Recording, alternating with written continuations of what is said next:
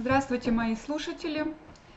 Я представлюсь. Меня зовут Носова Елена, я врач-акушер-гинеколог и врач-нутрициолог. Я хочу сегодня поговорить о очень такой главной, такой глобальной, важной теме. Конечно же, тема будет касаться темы здоровья. То есть я думаю, что сейчас все больше и больше людей, которые не хотят лечиться, но которые хотят быть здоровым, красивым, молодым. Это сейчас модно, поэтому об этом поговорим. В принципе, когда человек обращается к доктору, доктор оценивает здоровье его по определенным критериям. Есть константы, их больше 10.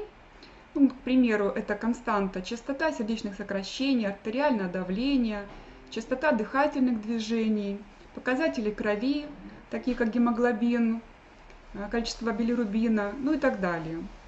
И, конечно же, оценивается, насколько отклонение от этих констант. Но на самом деле, вот что интересно, есть очень важная константа, я об этом сейчас буду говорить, от которой зависят абсолютно все остальные критерии.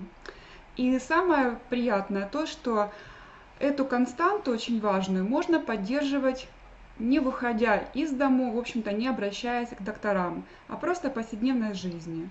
И эта константа – это pH-баланс организма. То есть все биологические жидкости в нашем организме, они имеют свой pH, который держится в определенном коридоре. И вот важно знать этот критерий и в нем разобраться. Мы все с вами состоим из воды, мы уже знаем, что воду нужно пить, в каком количестве, какую воду. Сейчас я не об этом буду говорить, но хочу сказать просто, чтобы вы понимали, что такое pH-баланс и pH-критерии. То есть вода, которая поступает в наш организм, и, собственно говоря, те продукты питания, которые ее содержат, организм добывает эту воду, и она разлагается на атом водорода, положительно заряженные, и гидроксильная группа OH, которая содержит кислород, который очень важен для нашей жизни. И на самом деле вот pH – это сила водорода, это водородный показатель.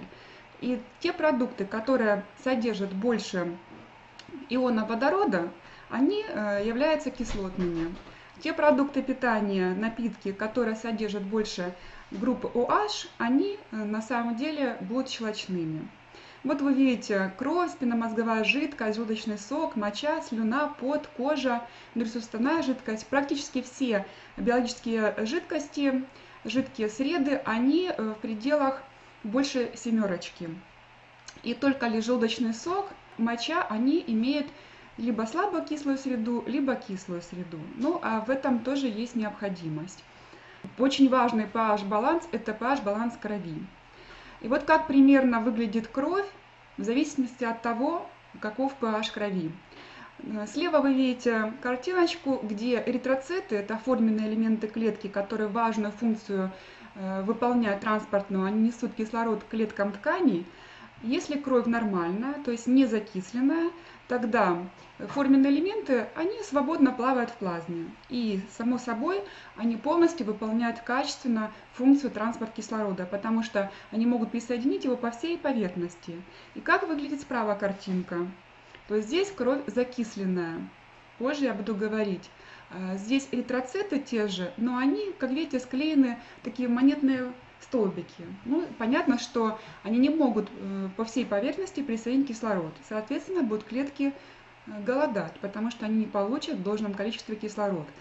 И вот на самом деле pH крови – это очень важная константа в нашем организме. И у нее, обращаюсь к предыдущей таблице, смотрите, 7,35, 7,45 – это ее коридор. Малейшие колебания всегда будут приводить к заболеваниям, а если эти колебания существенны, это, возможно, будет и смерть. И могу сказать, что когда я училась в медицинском университете, мы большой, колоссальный объем информации прошли, но на самом деле вот тема pH-баланс мы совсем в небольшом объеме изучали на патофизиологии. Это было еще в самом начале, на первых курсах, и затем мы, в принципе, к ней не обращались, когда мы изучали внутренние болезни. И к ней я только снова вернулась, когда вот дежурила в отделении реанимации в палатах интенсивной терапии, когда человек находился в критическом состоянии и ему капался содовый раствор. Но на самом деле это делалось только в критических состояниях. Мы поговорили с вами об этом. Вот смотрите, опять же слайд уровней pH крови человека. Такой смайлик, то есть человек радуется, у него все хорошо, когда 7,35, 7,45, но смещение либо вправо, либо влево, это приводит к патологии. И в нашем организме, для того, чтобы этого не происходило, у нас действительно есть саморегулирующие системы, которые я сейчас вам расскажу. Но важная задача ними пользоваться, но только их не напрягать. Вот что приводит к закислению, да? Почему мы закисляемся изо дня в день? То есть это еда с закисляющим действием. Вот я говорила, что продукты питания, которые содержат больше атома водорода, они будут нас закислять. Это напитки, это интенсивная физическая нагрузка, то есть такой серьезный спорт. Или даже, к примеру, из опыта, вот вы, наверное, это с каждым человеком случалось, когда вы длительно не занимались физическими упражнениями и вдруг с понедельника решили заняться спортом. И на следующий день вы об этом четко вспомнили и, наверное, даже пожалели, потому что помните, как сложно сесть, либо встать, либо спуститься по ступенькам. Это ужасный дискомфорт, это больно. Почему? Потому что мы закислились чем? Молочной кислотой, которая накопилась в нашем организме и привела вот к таким последствиям.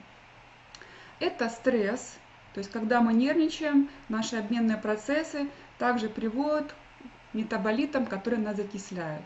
Это фармакологические препараты, ну, к примеру, это антибиотики, они нас закисляют. Это группа обезболивающих препаратов, вот все возможные аспирины, нестероидные противовоспалительные препараты, которые мы, казалось бы, используем для того, чтобы избавиться от боли, но на самом деле они нас закисляют. Это химиопрепараты. И вот смотрите, это вирусы, бактерии, особенно грибы, паразиты. Почему? Потому что они живут вот в нашем организме, у них тоже есть продукты отходов, и эти продукты, они нас закисляют. Потому что, во-первых, для них это комфортная среда, они благополучно в этой среде живут и размножаются, и таким образом они даже сами дополнительно создают себе комфортные условия. Особенно вот что касательно грибов, которые живут и в желудочно-кишечном тракте, и в то же время они живут вот между клетками, это паразиты.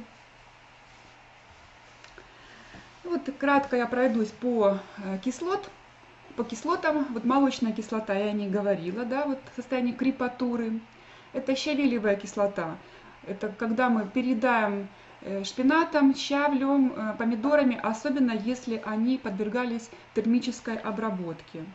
Это мочевая кислота, ну, это продукт, который у нас накапливается при избытке мяса и вообще животного белка. Это уксусная кислота, ну, всевозможные маринады, кто увлекается консервацией, кто еще по-прежнему, вот по привычке, кладовка или погреб забит консервацией, кто использует уксусную кислоту.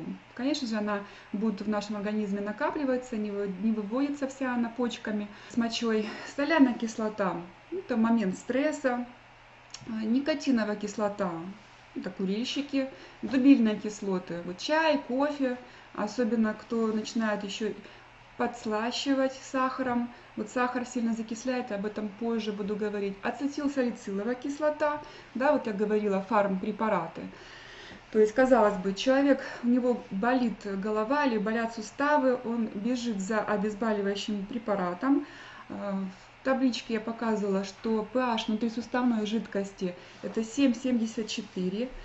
Принимая обезболивающие препараты, происходит снижение pH внутрисуставной жидкости, и на самом деле это предпосылка для того, чтобы процесс прогрессировал, хронизировался, и затем очень достаточно трудно получить эффект.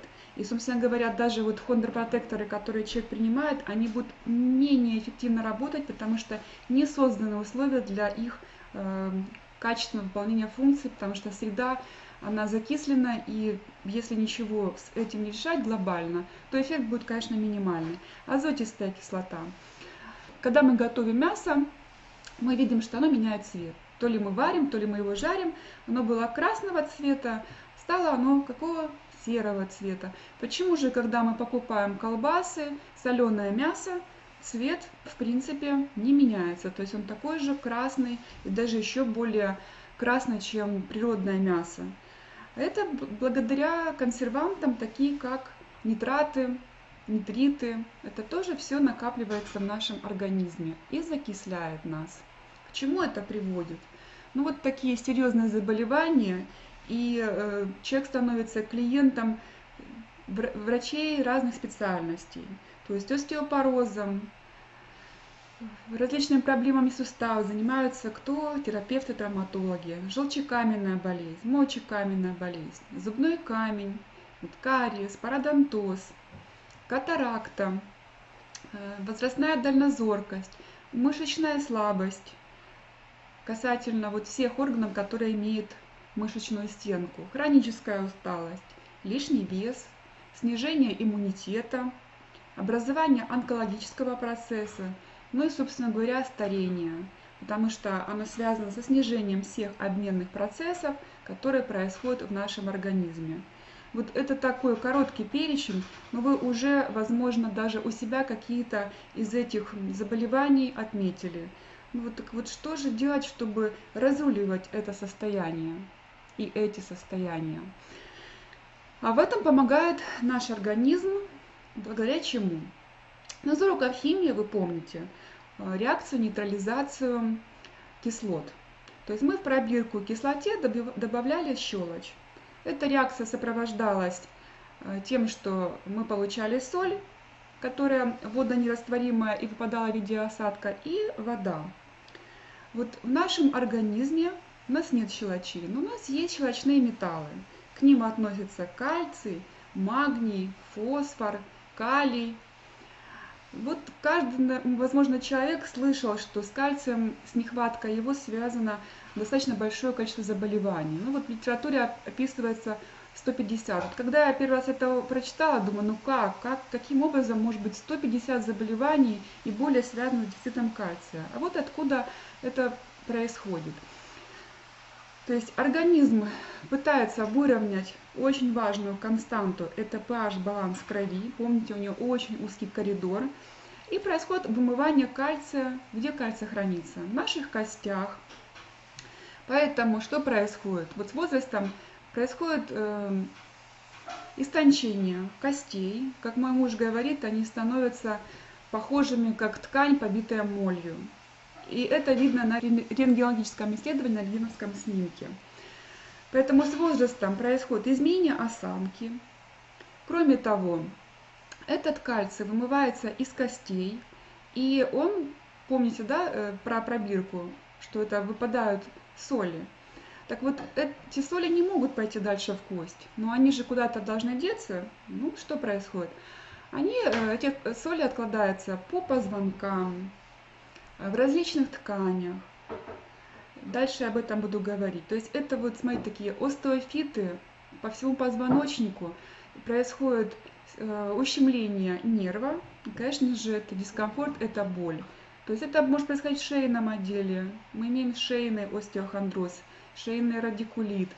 И если это в шейном отделе, тогда что человека беспокоит? Это головокружение, это головные боли, это даже та же плохая память. Если это в грудном отделе, это может быть боль в области сердца, и человек идет к кардиологу и занимается лечением сердца, хотя это остеохондроз грудного отдела. Это может быть радикулит в поясничном отделе и вплоть до перелома шейки бедра. Очень такая нехорошая патология, чаще всего страдают женщины, чаще всего в период менопаузы. Но это все тоже можно профилактировать. И на самом деле не только у женщин. Вот совсем недавно мне моя хорошая знакомая рассказывала про случай, который случился с родственником, когда тот, принимая ванну, выходя из нее, неосторожно оступился и упал с переломом шейки бедра. То есть это что? Это инвалидность. И это касалось мужчин. Мало того, когда я ходила мне надо было пообщаться с моим коллегой-травматологом, это было теплое время года, Я думала, что мне будет не совсем, не составит труда с ним пообщаться. Но когда я поднялась в отделении, я просто была ошеломлена, потому что я увидела большое количество людей, которые стояли в очереди, кто-то с палочкой, кто-то с костылем, кто-то с гипсом. Я думаю, что же будет зимой, когда будет гололед. И, конечно же, это все обменные нарушения. Это не просто поскользнулся, упал. Это просто человек вот идет на ровном месте, и в связи с тем, что у него такие тонкие кости, такая проблема. Мало того, эта проблема сейчас касается детей, подростков, то есть уже в школьном возрасте остеопороз полным ходом. Я расскажу это дальше, почему это происходит. Ну вот пяточная шпора, я думаю, что это проблема, которая каждый, если не имеет, то слышал о ней. Когда дискомфорт просто при ходьбе, о каблуках вообще речи нет. Но это тоже все мы можем профилактировать, если глубже разберемся в этом вопросе, поймем логику этого процесса. Зубной камень. Ну, это проблема, которая лично касалась меня. То есть это мне регулярно приходилось обращаться к доктору, стоматологу. Почему? Потому что, улыбаясь, я вот видела этот камень на своих зубах. И, конечно же, это было, нарушало вот эстетику улыбки. Мало того, у меня была чувствительная эмаль. То есть, если я что-то ела, пила напитки холодные или горячие, все это, конечно же, был дискомфорт. Кровоточивость десен. Я шла к стоматологу, убирался этот камень, это опять же процедура, которая дискомфортная, она дорогостоящая. Но проходило время, и опять я была вынуждена идти к стоматологу. Ну, скажем так, не хочется и тратить лишние деньги, и тратить время, поэтому я очередной раз, находясь у стоматолога, я задала вопрос, как мне быть, что мне делать, почему это так происходит, и как я могу с этим бороться. На что мне сказал стоматолог, ну вот надо правильно чистить зубы, вот, и вы ничего не сделаете, потому что это особенность вашей слюны. Ну какая особенность моей слюны? На самом деле это просто было у меня нарушено pH баланс слюны. То есть слюна была кислая. И, конечно же, будет кислота, если это постоянно контактирует с зубной эмалью, будет и чувствительность нарушена, и будут трещины, микротрещины, и в дальнейшем кариес, потому что я уже говорила о том, что кислая среда это комфортно для бактерий. Бактерии находятся в полости рта, и, конечно, они будут разрушать зубную эмаль. Поэтому вот кто хочет прекратить ходить к стоматологу, это реально возможно, это мой личный опыт. У меня со временем были интервалы, которые увеличивались между походом за профчисткой. И сейчас, в принципе, я практически, ну, могу сказать, забыла про профчистку. То есть я подобрала, во-первых, зубную пасту, которая ощелачивающим действием обладает. На самом деле, при том, что у нас нет дефицита зубных паст, большая конкуренция, но найти зубную пасту с ощелачивающим действием – это проблема. Ну вот, я ее нашла. Кому будет интересно, я расскажу. Нужно правильно зубы чистить, то есть 10 раз каждый зуб. И, в принципе, после этого пасту нужно не ополаскивать, а просто ее через минуту-две подержать во рту и сплюнуть. На этом это моя боль, поэтому чуть дольше задержалась. Но, возможно, мой опыт будет полезный для кого-то. Это камни в желчном пузыре, это камни в почках, мочевом пузыре. Это все вот процесс один и тот же. Подагра, да, смотрите, тоже обменное нарушение. Это тоже связано, вот как я говорила, с накоплением солей мочевой кислоты. Есть такое понятие помидорная подагра. То есть человек в сезон помидоров излишки их поел, и у него происходит обострение. Но вот есть, конечно же, лечение, но это все такое симптоматическое, снять боль, но каких-то серьезных изменений в тканях не приводит. Поэтому позже я об этом буду говорить. Справа, да, фотографии, мы сразу видим, они выдают, что человек пожилой, потому что происходит деформация фалангов пальцев, деформация стоп, Это тоже обмен и нарушение связано с нарушением, с тем, что мы закислены. Так, с кальцием разобрались. Теперь магний. Это тоже щелочной металл, но он в большей степени находится в мышечной ткани. Где наши мышцы? Это сердце, это мышечная ткань, которая в сердце у нас бьется и утром, и вечером, и ночью, и днем, независимо мы бодрствуем или спим. И оно изнашивается со временем, потому что теряется магний, и, в общем-то, в кислой среде разрушаются белки. Поэтому спортсмены, люди, которые идут в фитнес-зал для того, чтобы накачать мышцы, но себя не ощелачивают, это сделать очень сложно, потому что процесс разрушения белка идет интенсивно в кислой среде. Мышцы есть в кишечнике, и большая часть запоров связана как раз с тем, что происходит нехватка магния, либо человек мало его употребляет с пищей и не использует специальные комплексы, правильные комплексы, это кальций, магний и другие минералы в хелатной форме. Хелатная форма – это органическая форма, когда человек, покупая их и принимая их, он деньги не тратит впустую, а использует для себя. Так вот, запоры – это связано также с дефицитом магния. Есть такое понятие старческое недержание мочи, да, вот дизурия. Ну какая она старческая? Это опять же обменное нарушение связано с нехваткой магния. Когда женщина, ну вот, вдруг кашлянула или засмеялась, или что-то тяжелое подняла, и дискомфорт, потому что она вынуждена менять белье, ну или, по крайней мере, пользоваться прокладками. Эти все состояния можно разрулить, а самое главное, их нужно профилактировать.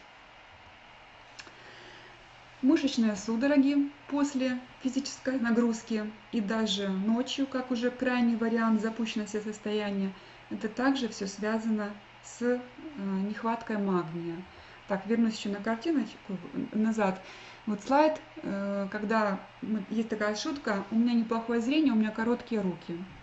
Вот, если кого-то из вас такая проблема волнует, да, возрастная дальнозоркость, на самом деле это опять же ослабленность мышц аккомодации. И в связи с этим это проблема. Что касательно глаз, это еще вот катаракта, это тоже вот связано с отложением солей, хрусталики, помутнение хрусталика, отложение солей и, как следствие, катаракта. Варикозное расширение вен. Да, есть эта проблема и у молодых людей, но все-таки чаще эта проблема у пожилых. С чем она связана? С годами, если мы закисляемся, теряется мышечный тонус и в том числе сосудистые стенки, потому что один из слоев – это мышечный слой. В принципе, у нас в природе заложен механизм для того, чтобы кровь против закона силы тяжести возвращалась к сердцу. Этот механизм – это клапан. Но когда теряется тонус сосудистой стенки, естественно, клапан не смыкается, кровь не может назад идти к сердцу, она накапливается, сначала вот застойное явление, и затем деформируются вены с образованием узлов и вот варикозное расширение вен. Синдром хронической усталости. И мы бежим за очередной порцией кофе или энергетика, тем более себя закисляя, потому что это кислые продукты.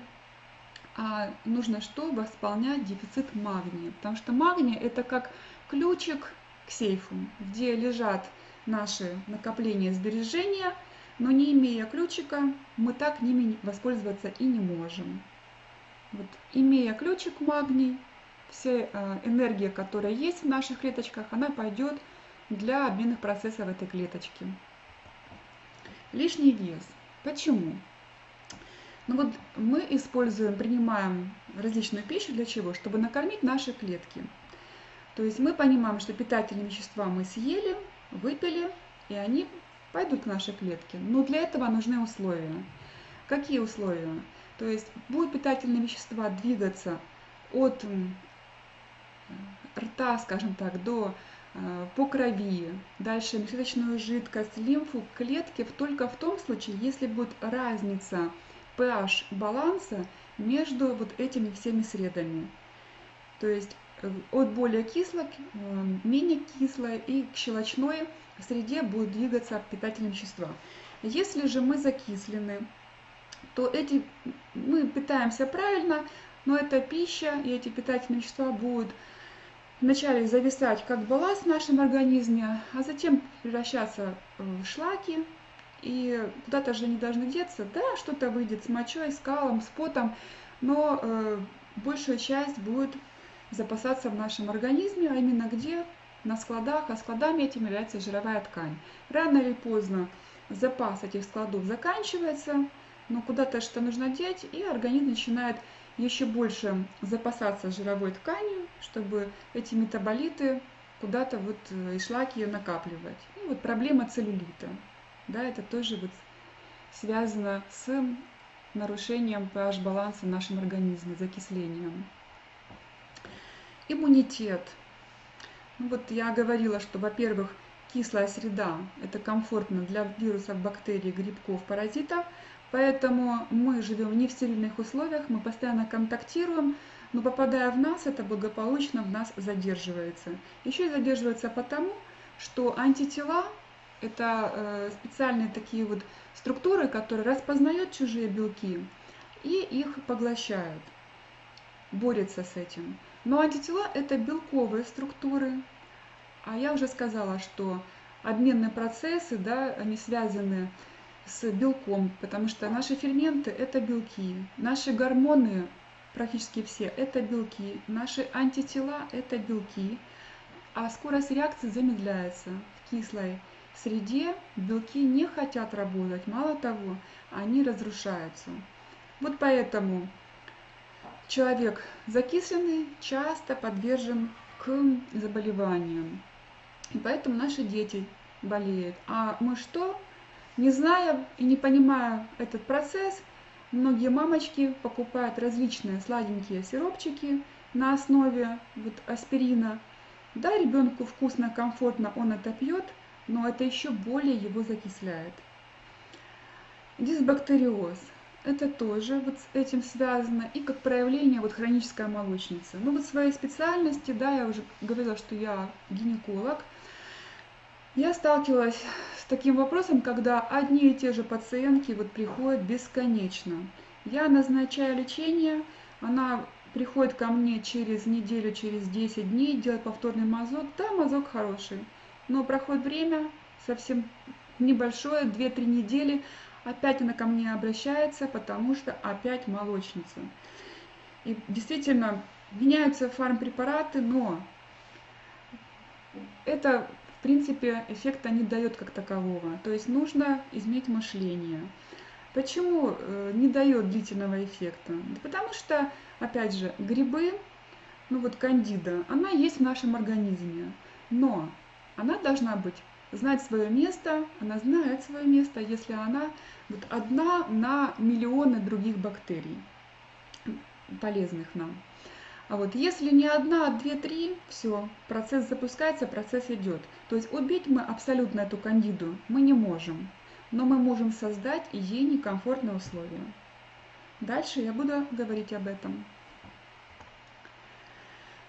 Онкология. В наше время это вообще серьезная эпидемия. Хотя, смотрите, в 1931 году немецкий биохимик Отто Варбург получил Нобелевскую премию, потому что он доказал, что в щелочной среде онкологический процесс не развивается.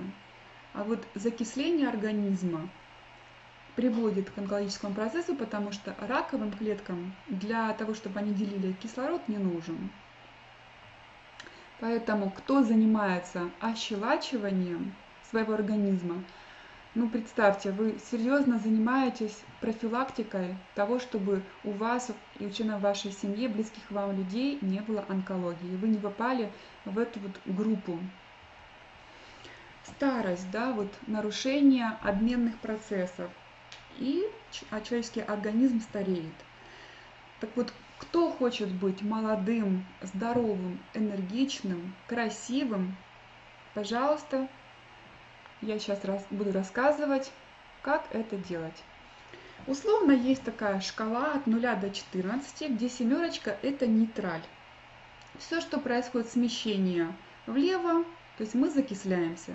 Все, что происходит справа, мы ощелачиваемся. И внизу вы видите болезни, если мы закисляемся, и мы стареем, либо мы здоровы, энергичны и молоды. Что же мы можем сделать для того, чтобы ощелачиваться? Ну, во-первых, чтобы, скажем так, убедить вас, да, вы можете приобрести в аптеке или в интернете специальные тест-полосочки. То есть, да, pH-баланс можно измерить в условиях стационаров, то есть протестировать свою кровь. Дома мы кровь тестировать не будем, но это можно сделать, если протестировать свою слюну. И вот по слюне можно предположить, насколько вы закислены или все ли у вас в порядке. Один раз это, конечно же, не даст объективную картину, потому что каждый час что-то меняется. Мы понервничали, мы закислились. Мы занимались целый час в спортзале, мы закислились. Мы что-то поели или выпили не то, что надо, мы закислились. Поэтому это желательно делать для начала раз каждый час и в течение недели, в течение 10 дней. И у вас сложится такая вот объективная картина по вашим привычкам. К этим тест-полоскам прилагается специальная шкала, и вы можете проверить. Там же идет расшифровочка. Пожалуйста, смотрите. Если у вас оптимальные условия для здоровья, или у вас появились условия для развития заболевания, или у вас высока вероятность и у вас есть заболевание. В принципе, все, что я говорила ранее, вы можете уже предположить. Так, что же мы можем делать? Ну вот, поскольку я говорила, чем мы закисляемся, и это продукты и напитки, поэтому будем и разбираться в этом вопросе, какая еда нас закисляет, напитки, какие нет. Ну вот смотрите, есть такое понятие пирамида питания. И вот еще в советские времена она была разработана.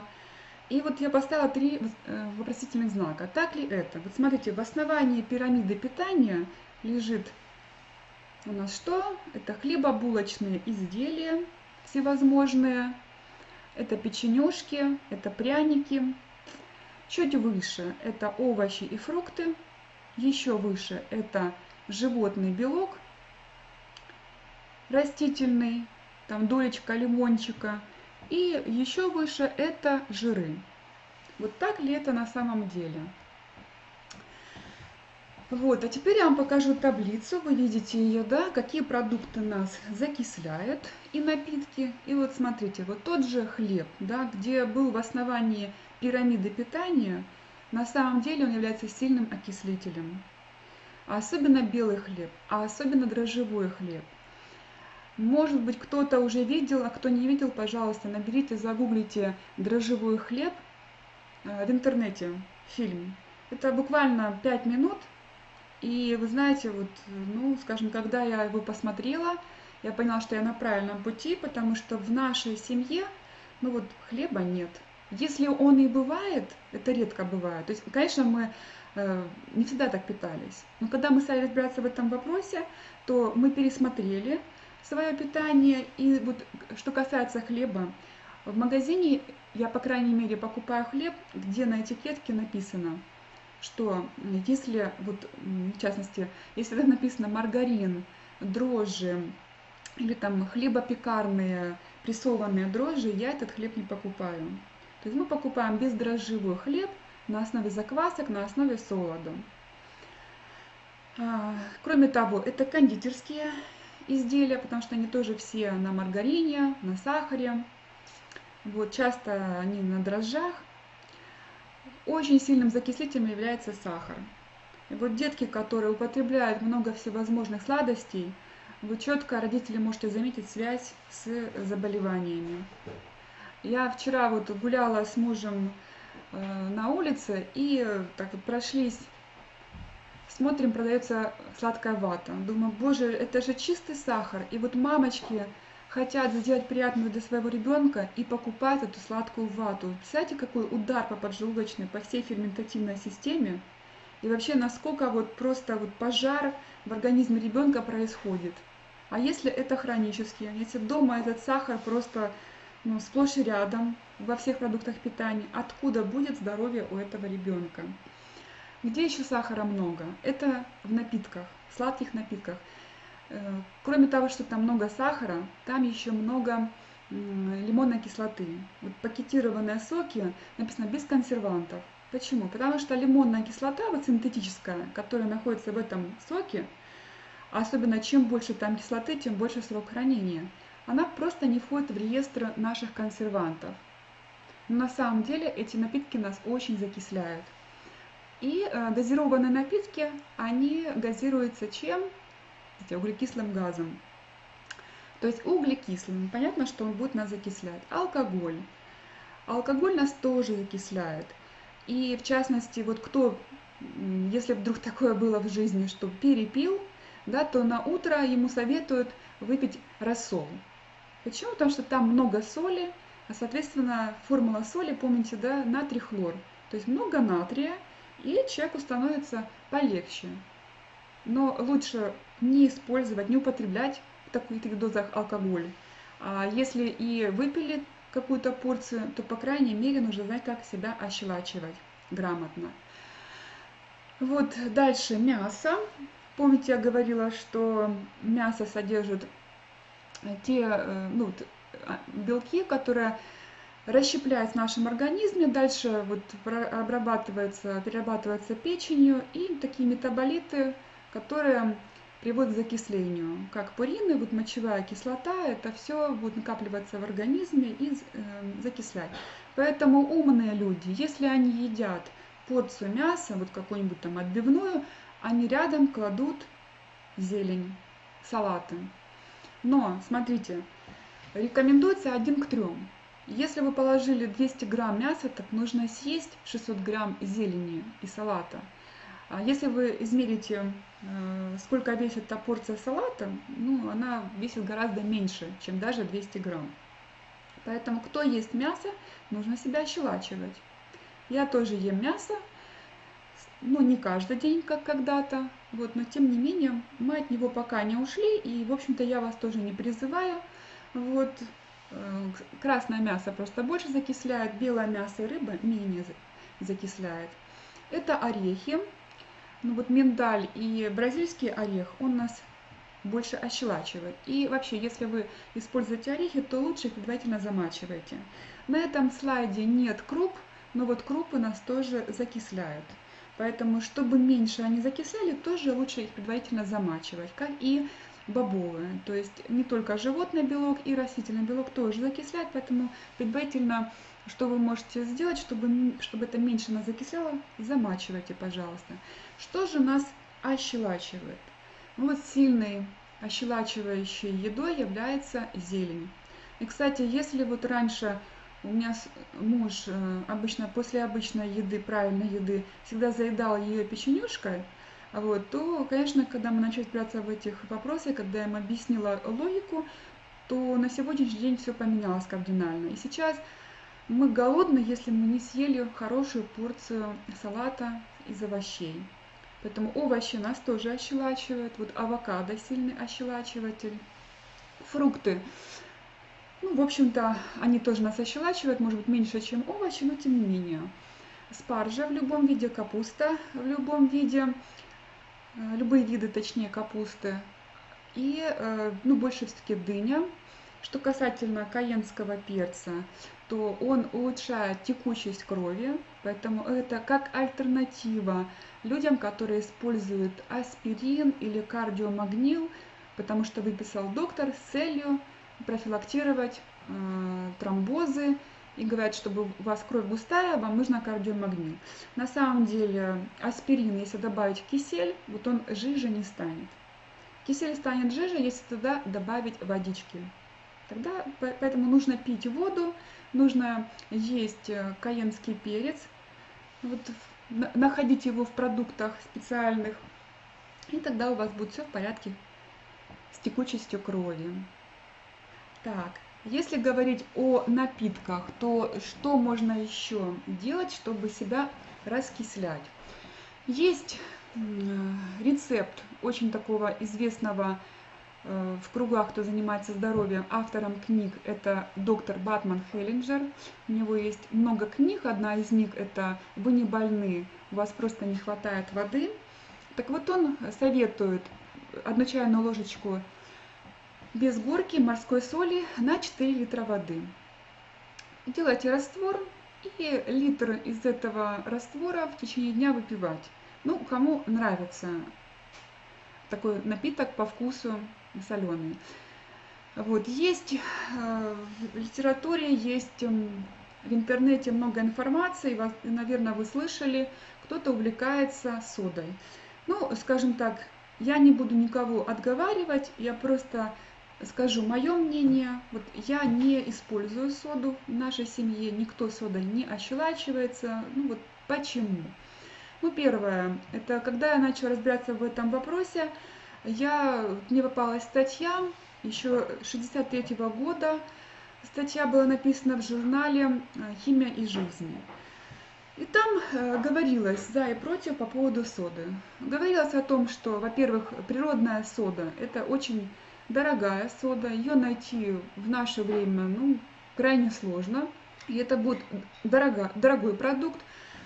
Поэтому вся сода, которая продается на полках, загуглите в Википедии, почитайте, что написано на этикетке, загуглите в Википедии. Как правило, это сода, добытая промышленным способом. Ну вот, к примеру, у меня дома есть сода, но я не чищу плиту. Поэтому в этой статье писалось, что хорошо делать полоскание горла содой. Опять же, вот местное ощелачивание, какие-то примочки, возможно, баночки для ног, ванны, но не вовнутрь. Даже в отделении реанимации, если мы имеем дело с содой, она капается, но никак не вводится через рот. Почему? Потому что, попадая в желудок, что происходит? Ну вот помните, опять же, хозяйки, кто пек, если в чайную ложечку добавить соды, добавить несколько капель уксуса или лимонной кислоты, будет реакция, которая будет сопровождаться образованием пузырьков. Вот такие же пузырьки будут и в нашем желудке. Это приводит к растяжению желудка. Кроме того, это термическая реакция, то есть будет происходить термический ожог слизистой. И со временем, если этим увлекаться, то повышенную кислотность или нормальную кислотность желудочного сока можно легко перевести в состояние гипоацидного гастрита или аноцидного гастрита.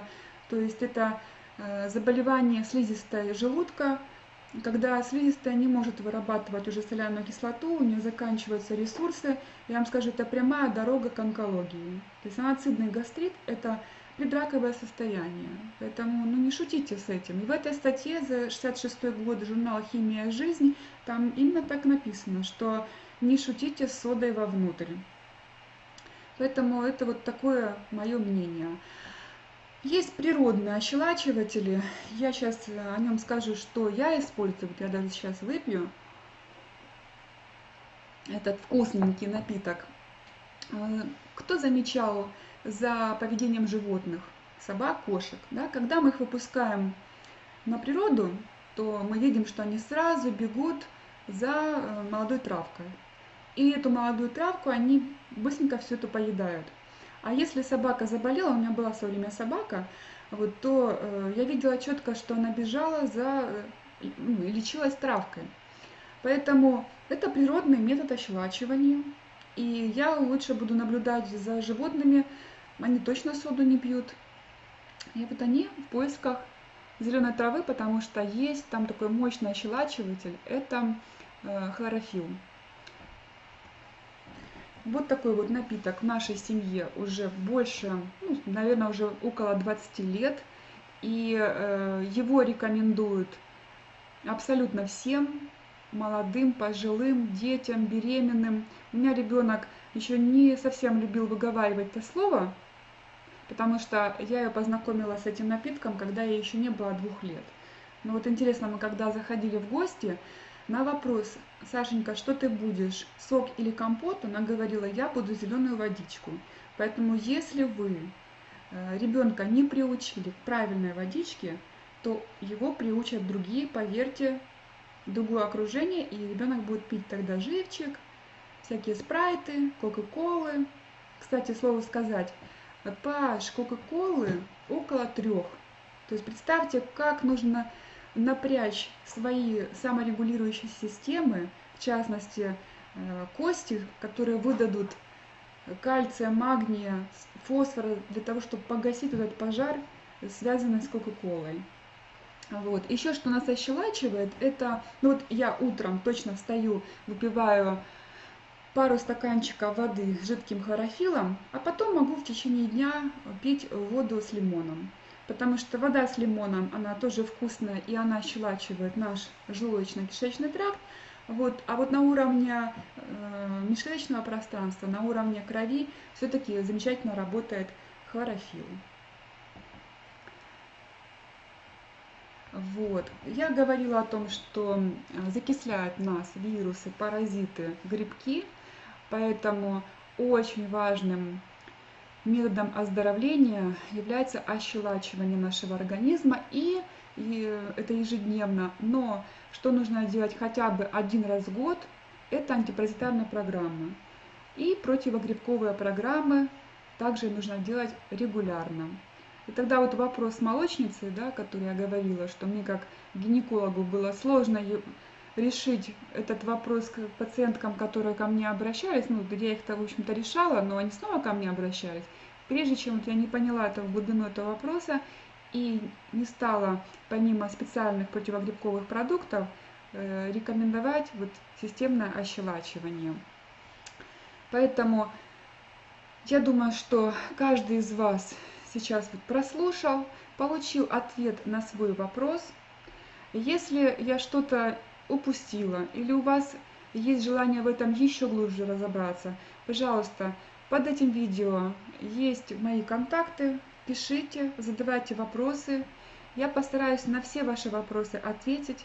Я хочу быть вам полезна. Я хочу, чтобы вы чувствовали себя молодыми, энергичными, красивыми, чтобы вы были в балансе. Я вас благодарю за внимание, за то, что вы были сейчас со мной, что вы меня слушали. Будьте здоровы!